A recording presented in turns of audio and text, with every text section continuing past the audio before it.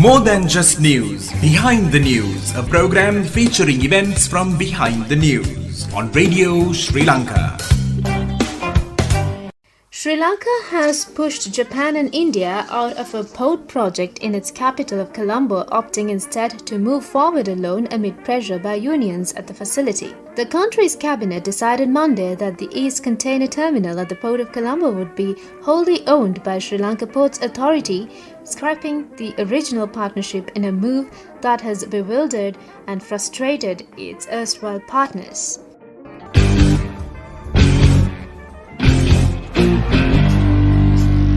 The three countries had signed a memorandum of understanding in May 2019 to develop the terminal.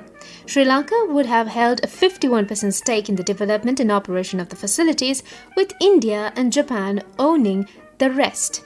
President Gotabaya Rajapaksa had said just last month that the project would move forward as planned, and India's Adani Group conglomerate had been slated to take part. "We have told the Sri Lankan government that this unilateral decision is regrettable," said a senior official at the Japanese embassy in Sri Lanka.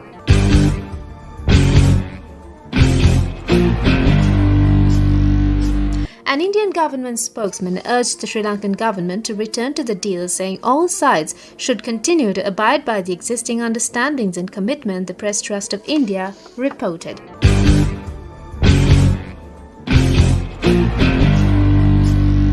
Internal politics played a major role in the decision. Labour unions at the port had objected vehemently to the deal, with more than 20 launching a strike last year and threatening another in late January. Some observers have speculated that Chinese influence may have played a role as well. The cabinet also suggested that Sri Lanka would work with India and Japan on the port's western terminal instead, but there's been no information about it and we haven't received an official. Workers at the strategic Colombo port have stopped work in protest against the privatization of its eastern container terminal, demanding a written pledge from Sri Lankan President Gotabaya Rajapaksa that it would not be privatized by giving it to India.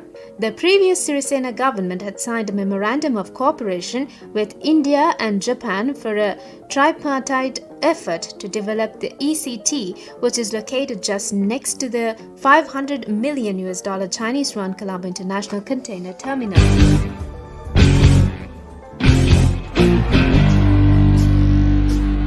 Although the MOC was completed last year, a formal agreement for the terminal development is yet to be signed, and the trade unions have been pressing the government to abandon the MOC and develop the terminal as a 100% Sri Lankan venture. Retired Major General Dayarat Nayaka, port chairman, said the administration was also on the same side as the trade unions.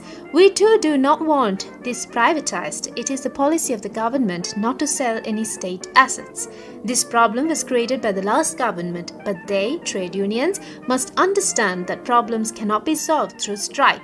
These are diplomatic issues which need careful handling," he added. Trade unions have called for expediting the development of the East Terminal and are against handing it over to a foreign country.